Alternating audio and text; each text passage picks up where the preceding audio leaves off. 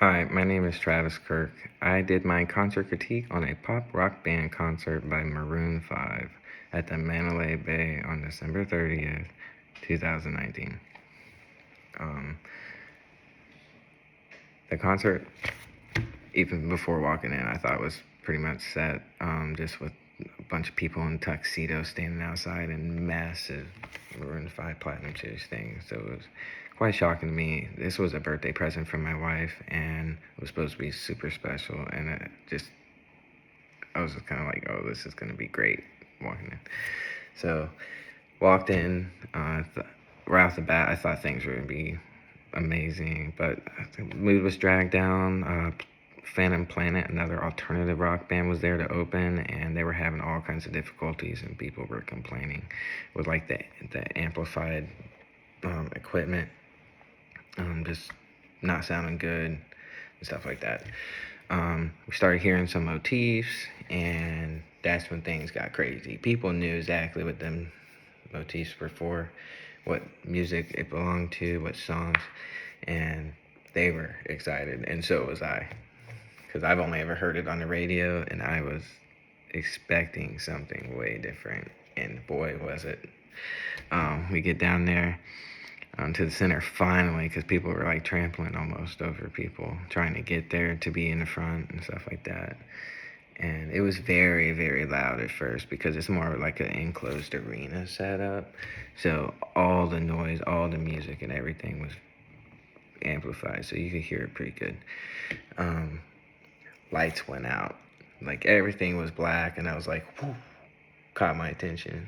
And I was like, everybody went silent, and then they came out on the stage, and it was just like everybody went wild, and it was crazy. And the music, he opened with This Love, one always plays it as part of his repertoire,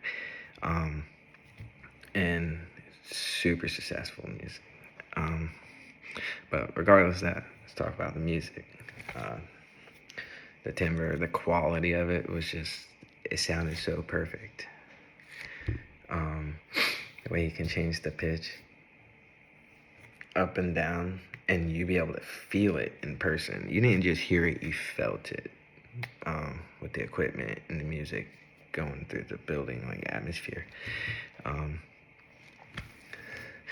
The band's ability to still play the music and keep the rhythm and the beat, and just take it down just enough to where you can focus on his falsetto, Adam Levine's falsetto, and how perfect he can hit the notes, and it just captivates you. It makes you connect with the singer and the band and the music as a whole. And then there were a couple other songs like Moves Like Jagger that kind of really got things pumping up with the band, and the crowd, because that's when they start dancing and really going with the rhythm, and it really got special, and everybody kind of got involved with the rhythm and beat, and the lights were like with the rhythm and everything, so really got people's like mindset on there, kind of like puppetry, but people were willing. Like it was amazing. I was doing it. So, and the ability that music has on people in person compared to the radio is insane. And then I didn't really know what a ballad was. You know, we read about it through our chapters and stuff. And then doing my research, I realized that She Will Be Loved, one of their biggest hits, also was a ballad. It told a story about a girl that was neglected and stuff like that. And I've only ever heard the words on the radio, so as soon as that came out, and then I re-listened to it on the videos, it really meant something more to me, because I could look back and be like, wow, that's amazing. And the way that they do it in person means it's like you have a connection and you drift off, because they lowered the lights down so low and just had like a tint of pink and red to make it like a romantic kind of feeling. So I think it not only was it just the music that was amazing, it was the way that they could use the lighting and everything in your surrounding to make it so surreal.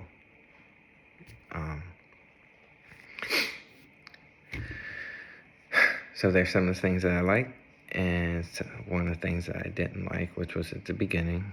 And obviously, the biggest thing I didn't like was having to leave. So, with leaving the concert, I'm gonna leave it at that. I was super amazed by my experience, and doing this research made it even more understanding on why I enjoyed it so much, other than just like, ooh, I was happy. Like, no, I understood why.